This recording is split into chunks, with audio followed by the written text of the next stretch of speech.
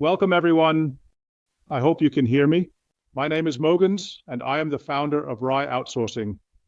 And I have the pleasure of inviting Morten Kongshav back to a webinar. And this time he has brought along Henrik, who is his partner and is based in Madrid. Just to be clear, I need to mention that all disclaimers, as always, are applicable and that there are no explicit investment recommendations. Even when we go through stock cases, it's always important to talk to your advisor or to reach out to Copenhagen Education Partner for a more in-depth discussion. The second thing I should mention is that the webinar will be recorded, and that means that we will subsequently send an edited version. So you can always go back to the points that Morten and Henrik discuss. And I should definitely mention that a PDF with a number of slides and graphs will be attached, just like we are used to seeing from Morten.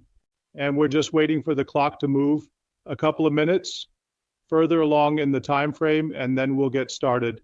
And that's how it goes when I ask questions. And if any of you have if you have any questions, just write them in the chat Q&A, and I'll make sure to weave them in. Otherwise, we'll ensure that those kinds of questions will be answered afterwards. So that's basically everything from my side for now. And I also want to say that if you want to see previous webinars from Morten, you can go and watch them on my website, www.rearafterlistening.dk, where there's a nice video of Morten's previous webinar with me. And with that, I think we will start moving on to the actual topics, the discussions. Morten and Henrik, welcome once again, and thank you for allowing me to host this webinar. We expect it to last around 30 minutes, and it might stretch just a little bit longer.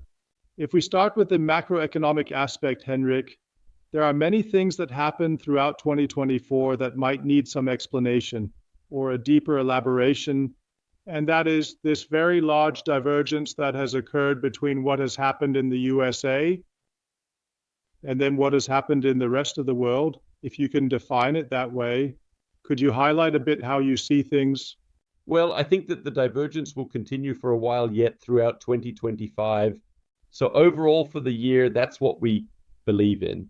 But we believe there will be a certain narrowing, if I may put it that way, of the growth difference in the second half of the year. Why do we think that? We believe this for the following reasons. First of all, the USA will likely continue. With the tight monetary policy, we don't think there will be much easing of monetary policy. We'll get back to that later. But that does happen in Europe. Europe can afford to continue with the important monetary policy for a while longer. The other possibility is that fiscal policy will undergo a certain reorientation. We believe that things will happen daily in Germany, and that could become important. We have chosen quite soon.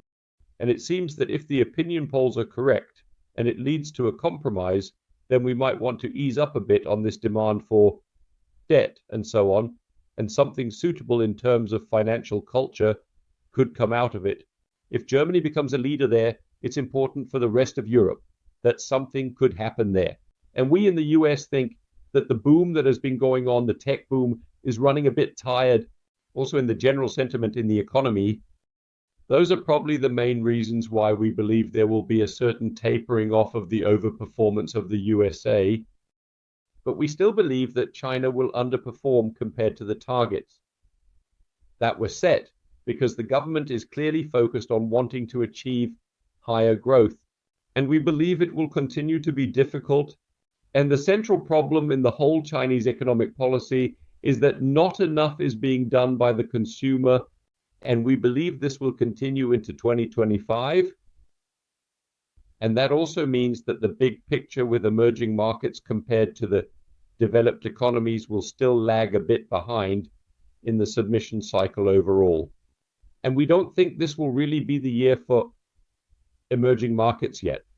And more generally, you could say that the recovery that's happening is really benefiting the companies more, especially in the morning. That's the general picture. And if we look, I just want to follow up on that, Henrik, because you mentioned Germany. There is another country in Europe that has been a bit pressured, you could say, and that's France. Do you have a little idea or a thought about it? Are you going to write about it? I think France is somewhat limited, that the expansion has been